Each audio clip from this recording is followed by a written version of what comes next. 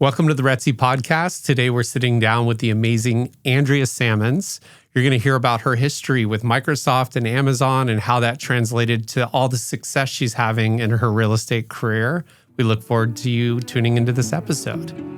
There are a lot of people that think, oh, I can just do this on my own, or I can just use ChatGPT or some type of AI tool to look about and see how do I go about selling my house by myself, or how do I go about unrepresented on the buy side? And though you can try that, but there's so many risks involved in that. You still need that interaction. You need an expert that understands contracts, that understands how to best represent you.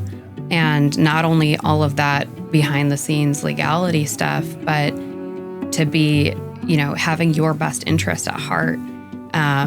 And just the human touch of it too. It's such an important business.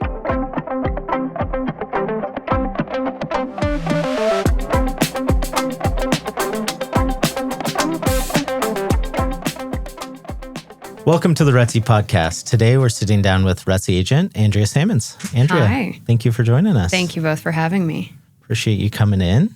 Absolutely. So we always like to start these out with, what did you do before real estate?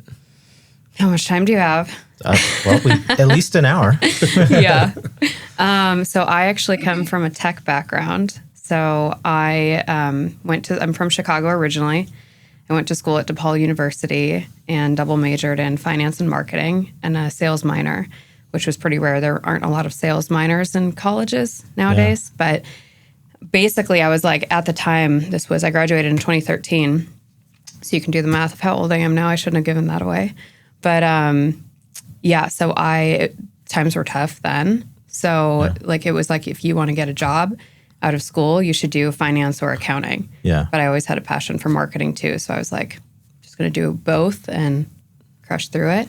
So I hustled. I went to school on Tuesdays and Thursdays at DePaul, did back-to-back 7 to 9 p.m. classes. And then Monday, Wednesday, Friday, I had an internship at UBS Investment Bank. So I did that, which was great. And then I had a job offer in New York from them after school, which I was going to take. I was so excited and loved big cities. Yeah. And then Microsoft called and in Seattle. And they were like, hey, we want you to interview with us. And I'd never been to Seattle.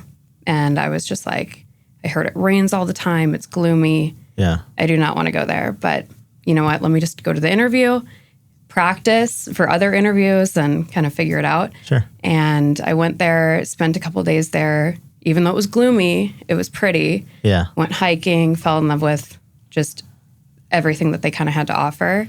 And then in my head, I'm like, well, I'll just take the job for a year, get it on my resume, and then I can always move to New York, keep my connections in investment banking, and move thereafter. And then 10 years later, I was still in Seattle. And then in the meantime, I got called I was doing finance there. I was doing finance for the investor relations team at Microsoft. And then Amazon called because they were just kind of starting to ramp up. They were like, hey, we want you to come over and do investor relations for us. And so I went over, led a team for AWS there, worked there for 3.5 years. And then Microsoft called back and they were like, hey, we're starting to get ready for all this AI push, starting Copilot. We want you to lead our team there. So then I went back to Microsoft. And then the whole time I was great at what I did, but it was just not my passion. Yeah. So I always had real estate in the back of my mind. I bought my first place when I was 24 in Seattle, renovated it, used all my savings to just basically had no money in the bank. Yeah. Just putting all that to that. And I just loved it. I loved the real estate aspect, the renovating, design, everything that it had to offer with that. But I just was like, how can I ever leave a steady income and paycheck and benefits and 401k? And with companies like Microsoft and Amazon. Well, and Copilot was such an exciting product. I mean, that was their kind of first step into AI and assisted AI and exciting stuff. Yeah, they were always kind of a few steps behind Google and Apple and everything. And this was finally, with Copilot, the first time that they were above and at the forefront of all of that. So it was exciting and it was kind of like, well, when is a good time to leave? There's never a good time to leave. Yeah. So anyway, we then decided to move out to Scottsdale. And then I got my real estate license right away. I was working still in tech remotely and getting my real estate license. And then for the first year, I was doing both.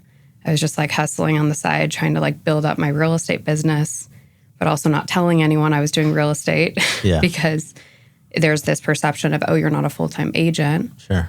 And so then I finally was like, okay, I need to make a decision. If I'm going to go and do well at one thing, you can't be trying to like dip your toes and be too scared. Like, yes, it's scary to leave, but I need to just follow my passion. So I left. I can say that was a great choice. It was a great choice. I don't regret it one bit. Yeah. Yeah. No, you've been absolutely killing it. We were just talking about that before the podcast. Yeah. Yeah. Should I brag on her a little bit? Yeah, you absolutely should. I don't brag on myself, so you got to do it for me. Since moving over to RETSY. Which is about 10 months ago, right? Like June of last year? Yeah. I'm going to, instead of last 12 months, I'm just going to do year to date. Yeah. Yeah. Year to date, you're up 489% on your sales, and your average sale price is up 96%. If you look at the last 12 months, your average sale price is up 263%, which is awesome. Thank you. That's huge for how long you've been in the industry. 2 years. And making a transition from tech into real estate. And I remember that conversation. I think I was in like Terminal 3 at Sky Harbor when I called you. I'm like, hey, I'm about to get on a plane, so I can't do later today. How about right now? I'm like, sure. And I'm like, okay, so we know the brokerage you're with. I know what RETSY has. And then you told me your tech baggbackground, and I was just kind of like, you're like, why are you not? Here we go. Like, let me show you some of these tools we have. And, I know. I think hindsight 2020, it's like you kind of get the culture now, how we help each other, and that the tech tools, I mean, every company has tech tools, but like how they implement it, help their agents implement it. What have you seen since you came over? And then how's it helping you in your business? I mean, you have such a great network of, high net worth clients and people from the tech industry. And we have a lot of people that have houses in Seattle that work for Microsoft that live in the Valley. At least I can think of a lot 3. Of people moving here from there or having second homes here. Yeah. I mean, that's the reason I joined with you guys and your background too. And the thing when we were chatting, when you were at the airport and you telling me, I think one of the game changers too, not only the tech, but you saying that if we have ideas to come to you.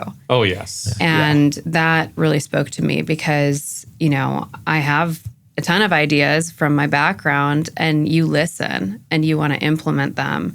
And you're always looking, even behind the scenes, not even telling people, you're looking for better ways for the current tech that we have, and then just new tech and what can we add on to the portfolio that people are going to actually utilize. Yeah. So, I mean, it's amazing. That's why I joined RETSY, was the technology behind all that we do. The QR codes, the stuff that people don't even hear about that we have access to with Forewarn, with Real Reports, everything. Yeah. It's just a secondary way to do a double check on things once you do all of your background research, and it's great. Yeah. Thank you. Yeah, I think our team just gained a listing from Real Reports. We pulled a report on a house to look at the permit history, sent it to a seller, and then all of a sudden one of our team members got a call for a come list me. Oh, nice. And all is kind of a favor because they wanted to use the family friend as the realtor. And I think once they realized like there's more out there, they made a brief change. So but with the tech stuff, I mean, I remember, you called me from Vegas. Matt was just at a conference, and he's like, he got all excited. He sent me like a 1-word text, and I'm like, Matthew, are you at the craps table right now?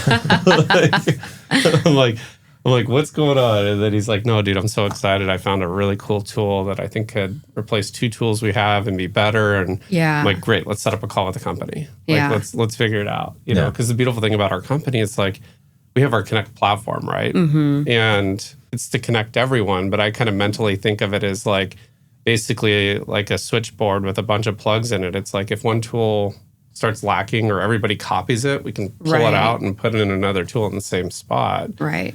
And literally with the one login, it's like makes it so simple. So, but you with your tech background, I mean, I know I was excited that you were coming on, but also I was excited at, having a young, innovative mind coming to the table and being like, all right. Because, I mean, the reality in real estate, like everybody's done real estate the same way I've been doing it for 25 years. Yeah. And it's like, there's been some recent innovations and stuff that make a big difference. But other than that, it's like pretty much done the same way. I mean, everybody posts a sign in the yard, puts photos up, praise to God, the home sells, but like they don't really market listings. Right. And it's just like, and you get that.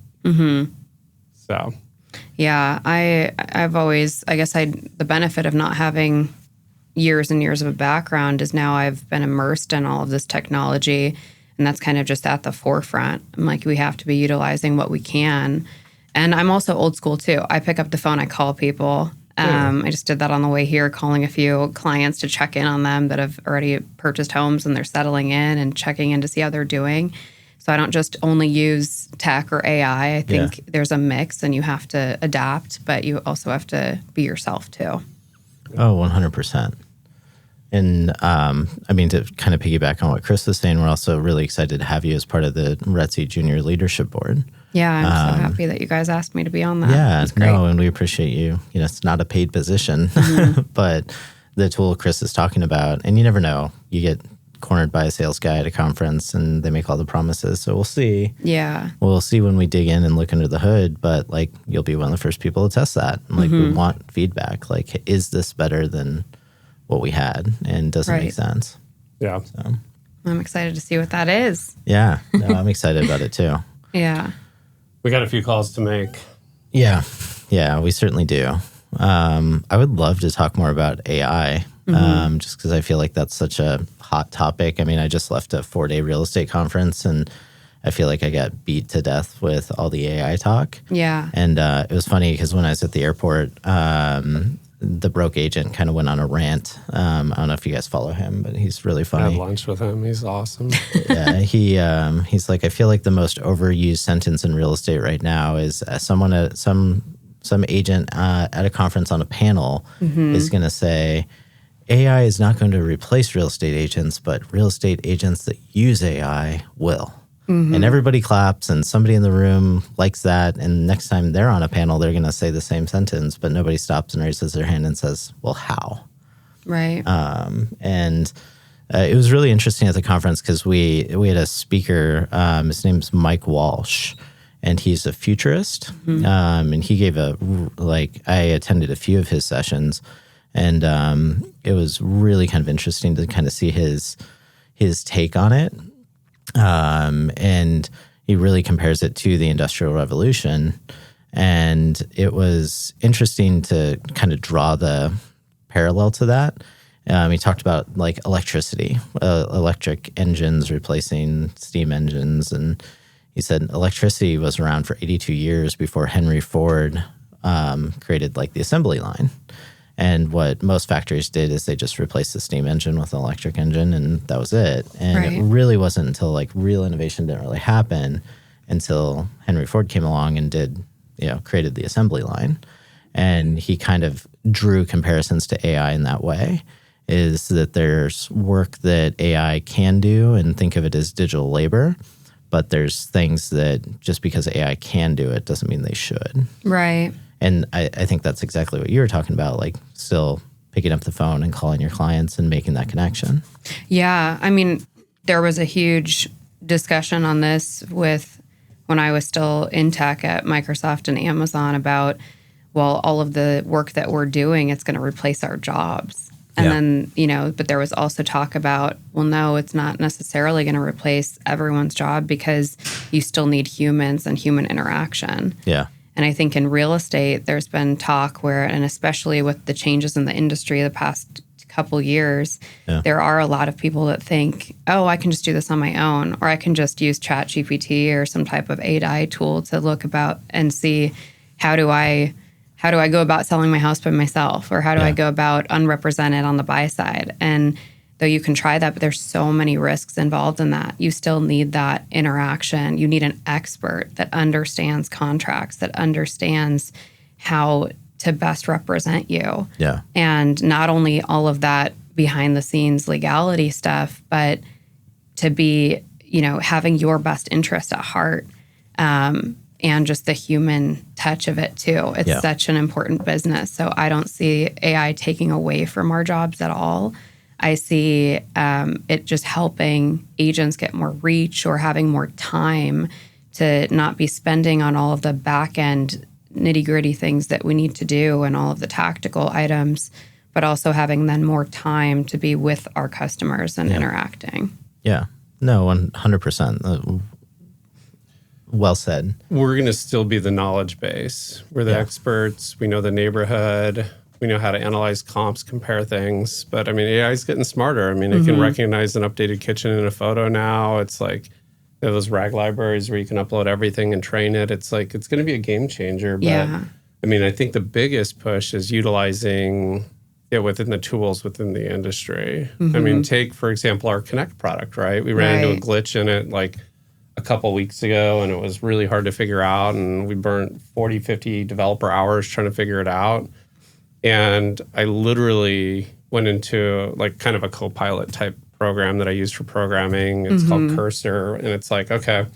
And I lit up like 5 different AI engines. I'm like, all right, here's our Connect platform. Yeah. Let's rebuild it and let's make it better. And here's what I don't like about the other platform. Here's what I like about it. And over like 2 weeks, I mean, we literally rebuilt the whole thing that took years to do. Right. And still like in with 0 developers involved. Yeah. It can save so much time. I mean, that's the world that we're in now, where it's like we can take, like we license a bunch of tools from one company, right? But we only really use their email tool, for example, right? AI can go in and build that for us, specific to us, for our template library, and plug it in. And you stop licensing those tools, like those big SaaS companies. I mean, they're gonna. I mean, I hate to say it, but like if I'm at Salesforce or Monday or like some of those bigger companies, I'm concerned right now. Right, absolutely. Because you can replicate. I mean, you look at. I mean, even in the real estate space. I mean, like one of our competitors, Compass. I mean, they've always leaned on their platform. But now, like a 16-year-old sitting in his basement with like 2 energy drinks can recreate the whole platform in like 2 days. Yeah, like, it's pretty crazy. That's where it's different. So it takes expertise, like having that knowledge and being able to separate that knowledge from training the platform to take that knowledge and take over your job is going to be the key area. Because I always tell our agents, I'm like, you're going to be ahead on tech, like you're going to see it coming. And but I think so far it's done a really great job of allowing us to market better. Right. Like take our email tool, right? Uses an AI algorithm, figures out who sells around this house, right? And finds the closest 800 or 1,000 agents that it's relevant to. It's like, and it drove me nuts when I get those emails from like Kingman for a trailer for rent for $600 a month. And I'm like, you just mailed every single agent. So like, that tool solved the problem. The question is, like, if we dedicate enough time, can you just replicate that one tool that we pay for and put it in our suite, right? And actually make it better. I always have ideas on how to make tools better, but it's going to be game changing. And this isn't like 3 years, 5 years. This is like now. Right. Yeah. We have the new version of Connect that we're actually testing right now.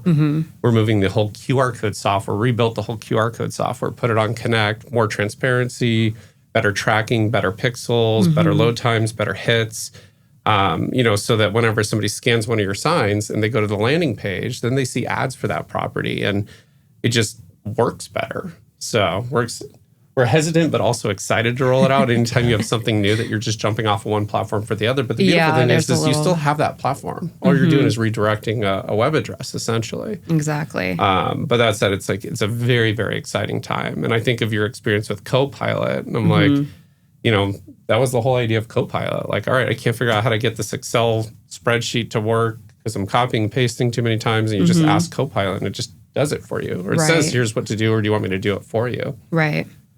That's how our industry is changing. Yeah. So. Oh, for sure.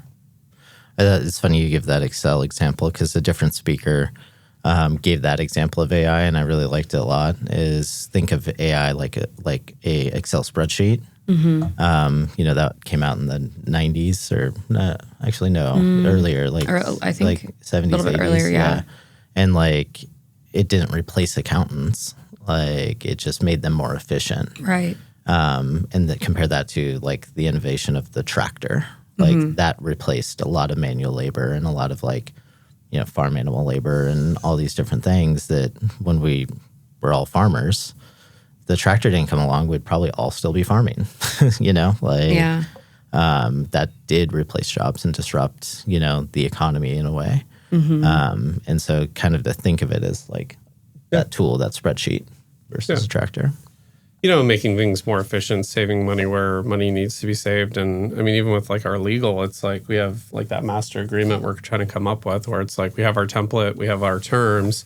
It's we could wait for the attorney to do it for 2 weeks, or we could just mock one up in a legal GPT and say, this is what we like, and then hand it to the attorney to still give his stamp of approval, redline it, make changes, all that stuff, just streamlines the process. Yeah.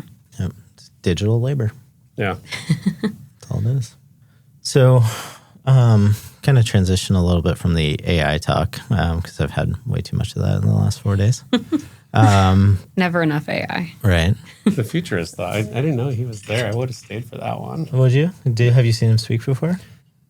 Yeah. So he was the guy that Forbes had on stage. I was curious. I think it's the same guy where he's all right, here are my stock picks for the next 5 years. And one of them was NVIDIA. One was Taiwan Semiconductors. One was Planet Labs. It was he was 5 for 5. Yeah. Right on every single stock. I just wish I'd bought more, but yeah, he's a great speaker. Yeah. So. Yeah, he was fantastic. I guess he has a book coming out.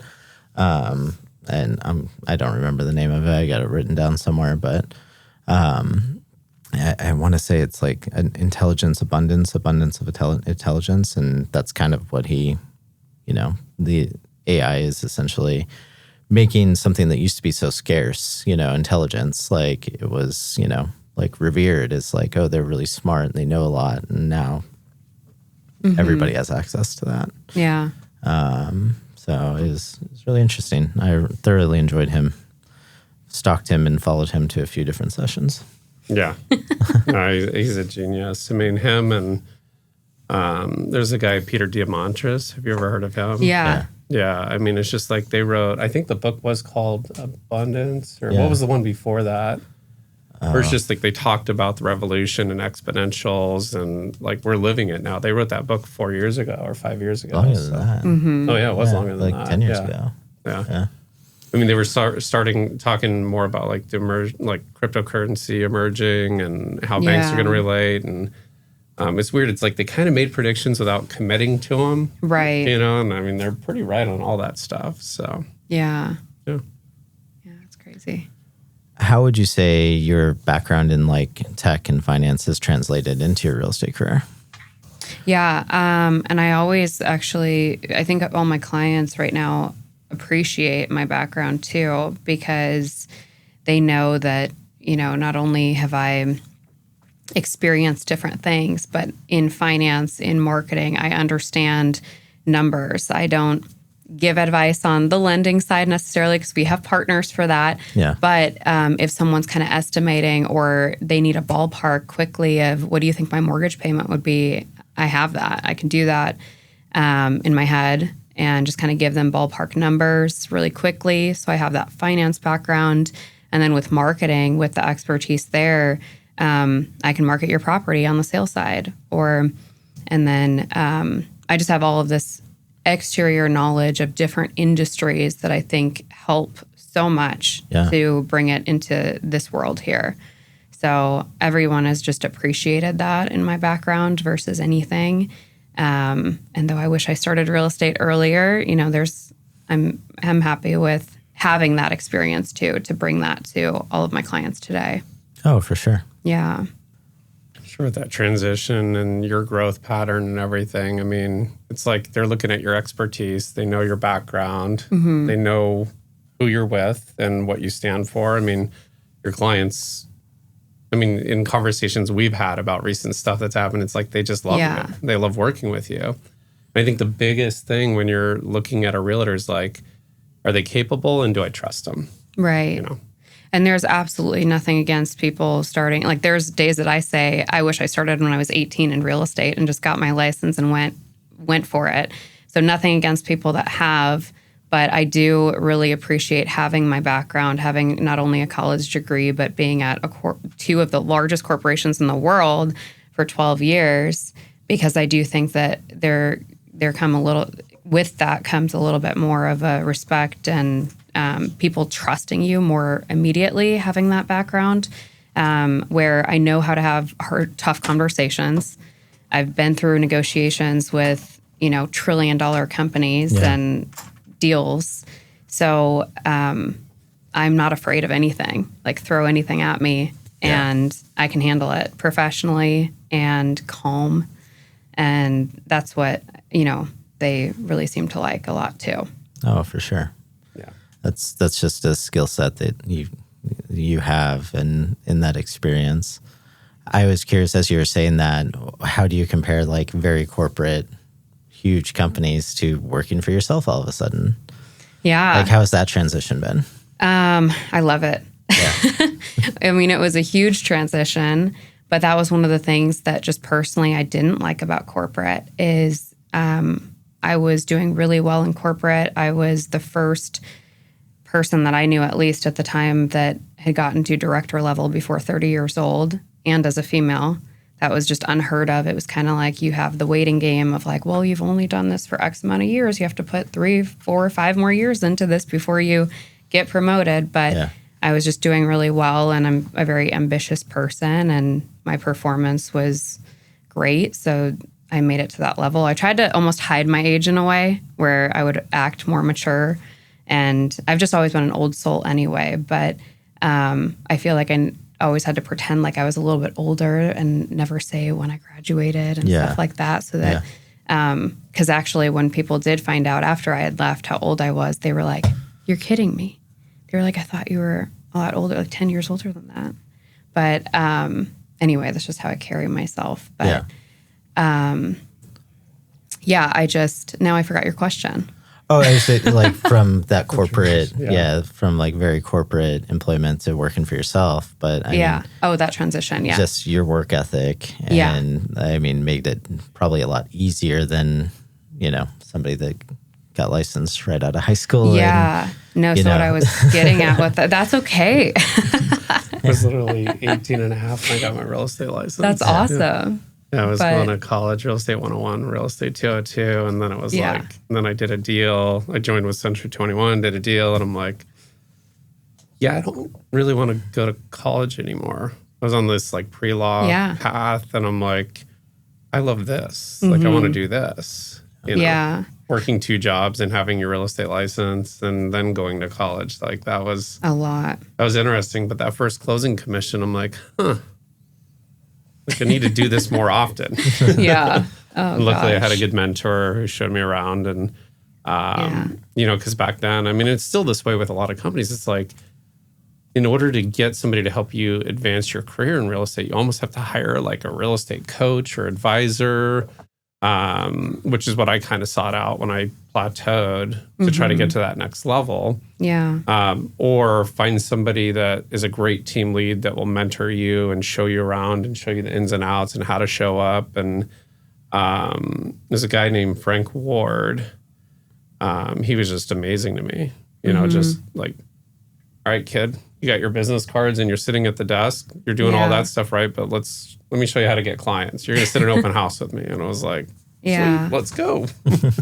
Jumped in his Cadillac and went to an open house and learned how to do open houses. And I sat that house like every day for like, it seemed like 2 months until I finally sold it. So no, it's what the corporate phrase that I would always get so annoyed at is drinking from a fire hose. But that's what that basically was. It's just you're thrown into something and you just figure it out. So, but that was, to answer your question, my pet peeve of corporate is I was so ambitious, but then felt like you were restrained in some ways where you couldn't, it was just like a timing thing or, you got to wait 5 more years to make it to the next level. But for what reason? If you're doing well, if you're successful, and I led a whole team and coached people and mentored, and I just was always like, okay, well, what's next? What's next? It was almost like I'm so ambitious that I would get bored so easily because I'm like waiting for something else challenging.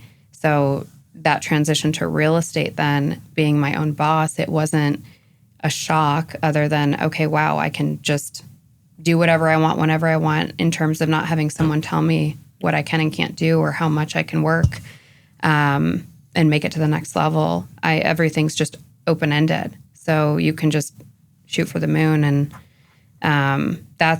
I need to be an entrepreneur, which is what I'm doing now, because that's just ingrained in me.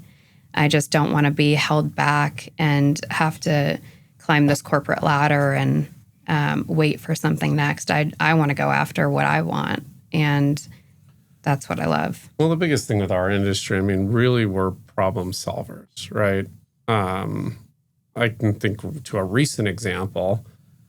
Sydney's actually helping me right now with something from like here's the problem that they had, and it's like, okay, well, here's the solution. It's like, if you can come up with those solutions, it doesn't matter if you're a CEO of a Fortune 500 company or buying your first house. Yeah. You know, like if you can solve those problems, I mean, that's what it takes. I mean, Yeah. I know we've taken over listings from agents that were struggling, that couldn't solve the problem for the seller. And, you know, when you solve that problem, like, then they become your raving fans and refer you and handle all that. But it sounds like in your positions, it's like you kind of got bored. And then it's like, okay, I see a future in real estate. I can solve problems. I have experience. I have a tech background.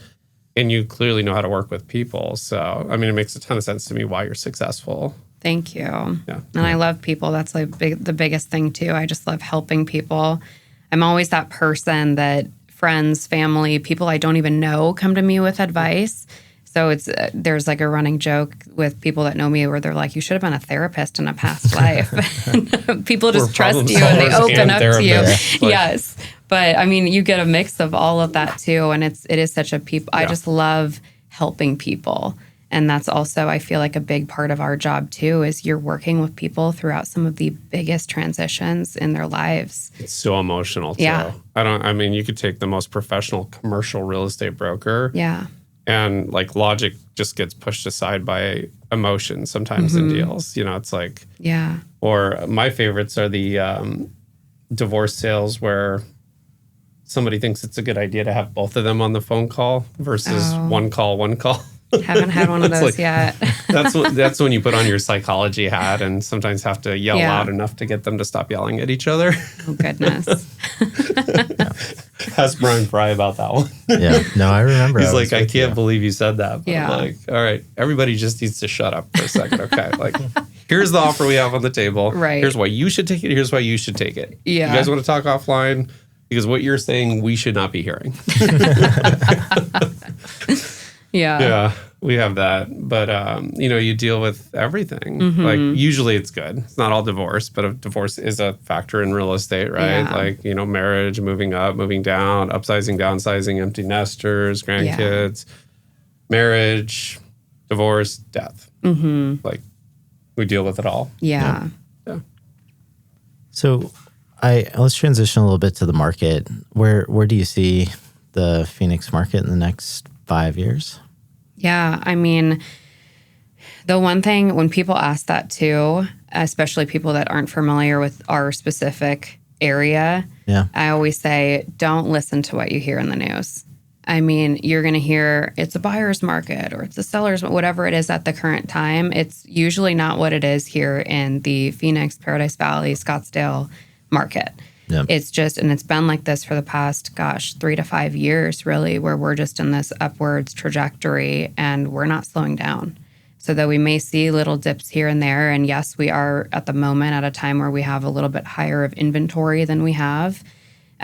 We still have so many companies moving here. Speaking of tech, we have a bunch of tech companies moving here. We have a lot of large corporations. We have Carvana, the semiconductor, Mayo Clinic, and tons of more factories. Yes. Yeah. So much more. And we're just growing. We're just continuing to grow. And Scottsdale and Arcadia are pretty tough to get into that market right now. So we're just seeing even more things moving outward, expanding up north, expanding, the past few years, the Gilbert and Chandler area have exploded. Now I see a lot of North Scottsdale, more people going further up to get either bigger house, more land, list goes on. And then also with Scottsdale Quarter, with also Old Town renovations, and then even Biltmore was announced too. The city's putting more and more money into everything around us, where they're just doing these billion-dollar renovation projects. Yeah. And so I don't see us slowing down at all. So people are contemplating second home here or even moving here completely. I think not only is there a lot of growth, industry growth and job opportunities, but the way of living out here is just great. How would you compare it to Chicago, Seattle? My favorite by far. Yeah. No questions asked. Yeah. Minus getting out of here in the summer, of course. Everyone knows that. But most of our clients have a place in the cooler climate in the summer. But yeah. But no, it's definitely my favorite. I like going to Chicago to visit family because they're all still there. Yeah. And maybe going there around the holidays when you can see some snow and have it feel like Christmas. But and Seattle, of course, was just gorgeous with just the fresh air. I absolutely love the Pacific Northwest too for many reasons, but definitely Scottsdale is my favorite, and I'm not going anywhere. Yeah, that area. Yeah. Did I tell you I went to go see Jane Pauley at the Arizona Speaker Series last night from CBS Sunday Morning, and I love their Sunday morning news show because they just kind of like tell the news, right? Don't take a stance, just give me the facts, right? But what was amazing to me, I don't know that I've really paid attention, but we turned right off the freeway on Washington, right? And it's like everything's kind of, you feel unsafe. And then all of a sudden you hit like one block and then it's like everything's been redone. Yeah. And you go downtown, we ate at this restaurant, I think it's called Wren and Wolf or Wolf and Wren or something like that. Oh, that's my list. I haven't tried it yet. Do you like it? It was delicious. Yeah. Yeah. But I mean, it's just like going downtown. It's like there's this whole revival, it seems like, downtown. And, it's like I remember when they redid the Orpheum Lofts, right? Yeah. And that was the coolest thing that we saw downtown for a long time. But now it's like all these new restaurants and all these buildings are being redone. And there's people walking around. And I'm like, kind of felt like New York City for I know, that's a good point. I didn't even mention like Phoenix that's booming too with just the next 5 years, it's going to be a completely different city. Yeah. I've seen renderings for a retirement home that's like a high rise with a hotel attached to it, with restaurants all downstairs and walkable. I mean, it's crazy what it's turning into. Doing partnerships with like U of A, ASU, and NAU, right? So like people moving into retirement areas can go back to school. Right. And learn. And I know that's like invigorating. I mean, there was this one that happened in Tempe. I'm drawing a blank on the name of it, but they had a waiting list to get in. Oh. Yeah. And it was walkable distance to the downtown campus. So it's going to be interesting how our market changes. But we just don't see it slowing down. I mean, you see the migration, the movement.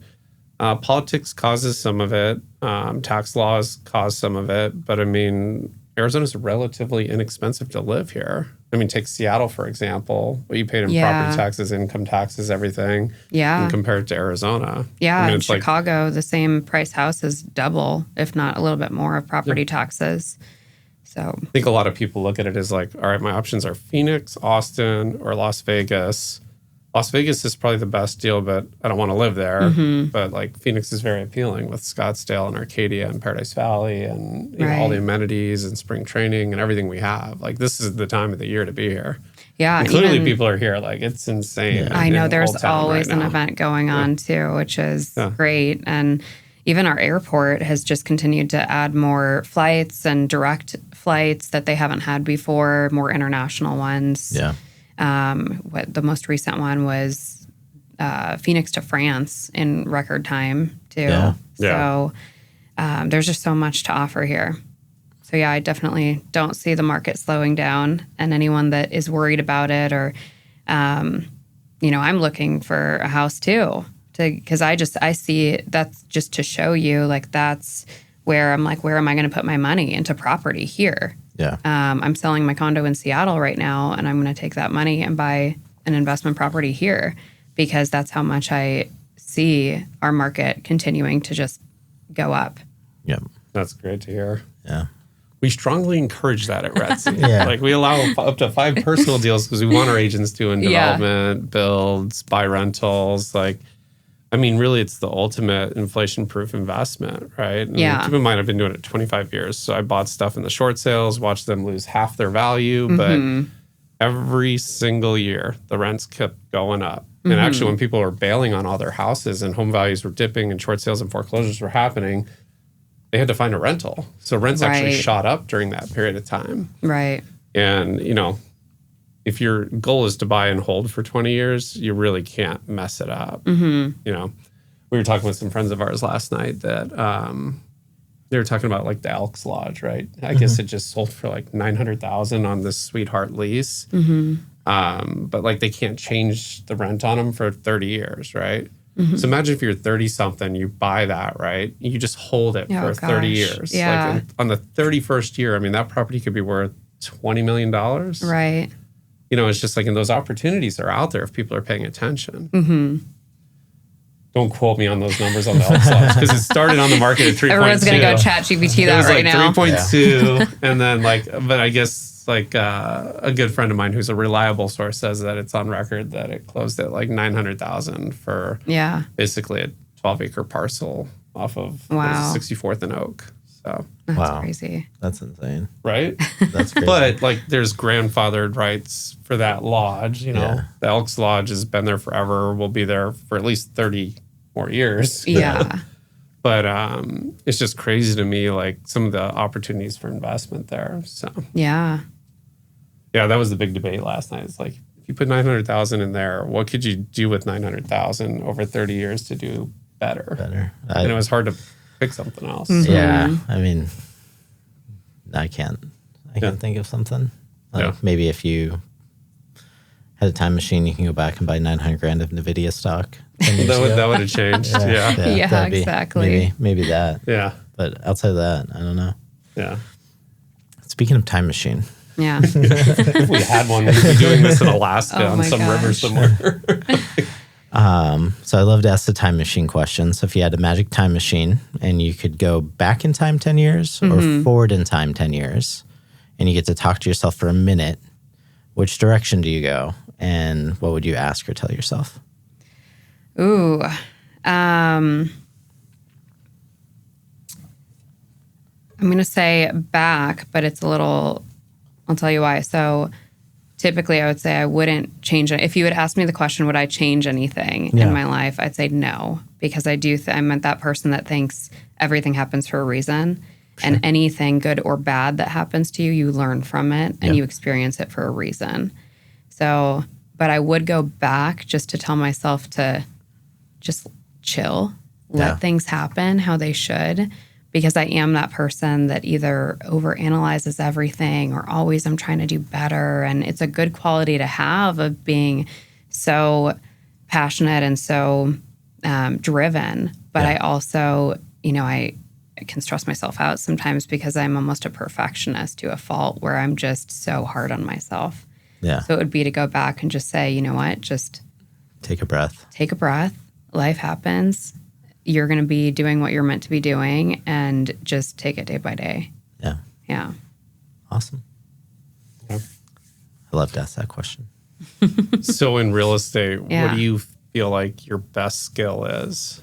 Like, is it past client follow-up? How do you connect with people? Yeah. We're in sales, but I would say my best skill is not being salesy to what people think is salesy. And because it's genuine. Like with every client I have, I put myself in their shoes. Would I buy this property? Or, you know, when selling, like what's in my head, what's in my client's head, I put myself in their position to truly pretend like it's me. And it's because I care about people. So I will never be that agent that pushes you to do something. And I think that's what also has clients coming back to me and also trusting me. There's clients I've worked with for a year and a half before they bought something. And other agents might either drop them or be impatient with them or not give them the same amount of attention that they would. But I genuinely care about people. And every client I've had has become a friend just because you spend so much time with them. You get to know them so well. And I do think that people are attracted to your qualities, and it's a relationship. Yeah. So whoever wants to work with you, and that's why I'm also I'm a competitive person, don't get me wrong, but I'm never where I won't help people. I've had so many people and agents in the industry be like, well, why are you being so nice to me? Why are you helping me? Or people that are just starting out. And it's because I care about people, whether you're a client or just anybody, I want to help people. So I think that definitely helps a lot with my business. And then with the follow-ups, again, it's just a genuine follow-up. It's whenever I have a free minute, whether I'm driving in the car or driving past someone's house that I sold, I'll send them a text or give them a call because I'm old school and like to just pick up the phone and call people and just follow up because I really want to hear how are they doing. And it's not to think about, oh, maybe they want another house or anything. It's just, how are you doing? Yeah. So yeah, I love that aspect of just the relationships and the business that we form and the connections, and then helping people navigate whatever it is that they're going through, whether they're having another baby or getting married or, just wanting to upsize or downsize or what that might be. So. Yeah, we talk about that cycle of life, and it's like everybody's in a different cycle, Yep. Yeah. Yeah. Kids going off to college, and then the grandbaby chasers, like trying to buy a condo in Chicago to be close to the grandkids, but want to stay put. It's an exciting industry to be in for sure. Yeah. No, it definitely is. Well, you're doing all the right things. That's for sure. Thank you. So let's see here. We got a couple minutes. Any final questions? Anything you want to add? I don't know. I always ask, like, which tool at RETSY do you use the most? But it sounds like you've used them all. So. Oh gosh, I use all the tools. I'm trying to think what my favorite is. I use all of them. I definitely use Rechat to mainly when I'm actually sourcing other agents to reach out to see who has done sales in that area. If you have a new listing, for example. So much easier than trying to go do that due diligence on the MLS. Yeah. Yeah, you one click and can find, all right, well, here's the top 4. Let's see what they have and how are they, reacting to the market right now. Right. Yeah. And not only will I send an email blast out, but then, because you can just hit so many people at once, but then I'll also do follow-up text messages and also reach out to them and call them too, because I'm never the type of person that just puts up a listing and then just sit back and let it sit. I'm always like proactive with it. What can I do next? I have a marketing plan. I have a strategy in place. And then every single day, I have a checklist and a to-do list of who am I reaching out to today and what am I going to do to help promote this listing more. Yep. So it's never ending. And I guess I have had really good stats with the days on market so far. I pride myself on that. I've had 2 listings specifically that I sold in a day. So that I do think that's due to not only my background, but also how proactive I am. And I'm always like planning in advance before that listing comes up of what can I do before it hits the market. And then what am I doing to continue following up? And then also photos and video. I don't know if everyone knows this that's listening, but like agents pay for our own stuff for pictures and video unless you factor it into the contract. But I always do that because I believe in good quality. I'm never going to just choose the cheapest way to go about something. I want 100% perfection, and you get one shot. Video tell the story of the house. You get one shot to do it.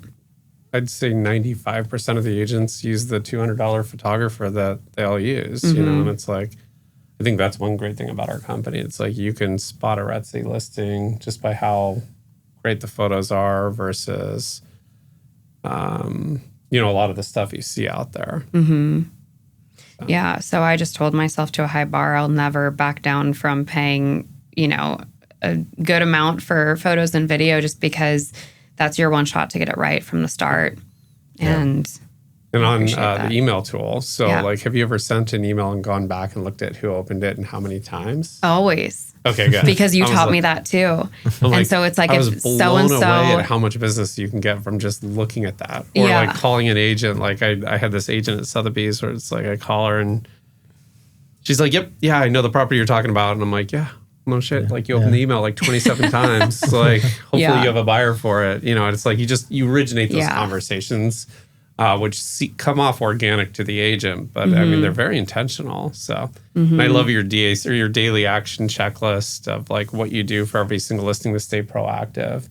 I mean, I think that's one of the key factors that separate successful agents from non-successful agents is being proactive and not reactive. Right. Like when your client's calling you more than you're calling your client, you may be being reactive. You need to be more proactive, right? So speaking of that, I've never had a client call me asking for an update because I'm always the one proactively. I might send them too much communication where they're like, we just want, we don't care. You can tell me to dial it back. We don't care. Like, and I tell them that too. I'm like, hey, if this report is too much for you, ignore it. Or pick up the phone, call me, ask me a couple questions on it. But again, back to my data and tech background, I just always want to give people data and informed decisions. And here's, you know, where we're at right now. And I give them a whole weekly, no one asks for it. I personally do a weekly report on any listing I have of, here are the inquiries we've had for the week. Here are the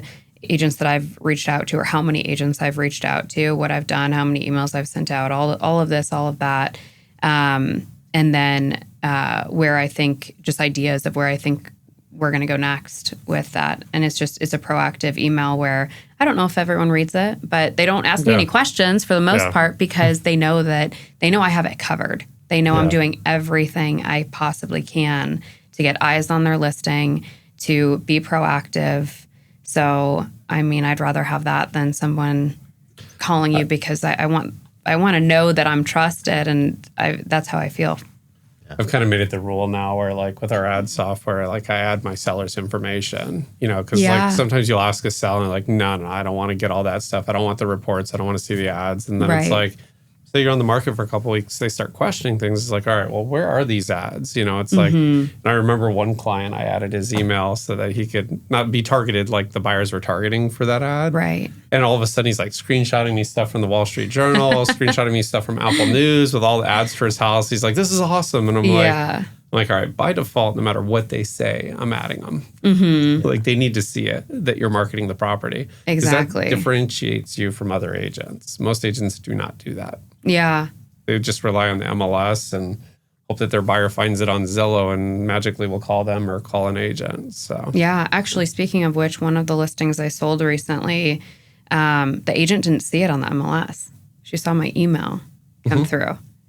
And I was coming soon for 6 days. Sometimes just depending on where we are at in the market, coming soons are different depending on the time frame that I choose to do. But I was coming soon for 6 days and active for barely a day. And she called me and she goes, I didn't even know you were on the MLS. It was only a day. Exactly who you're talking about right now, because like if you're not proactively putting stuff in front of her, she's kind of oblivious. And so, I mean, I said, well, how did you see it? She goes, I saw your email. So it just shows it's like you have to be doing multiple things. You cannot, it makes me cringe when I hear people that just put something on an MLS and they just sit back. It's like, that isn't, if you want an agent that's going to be proactive, that's me.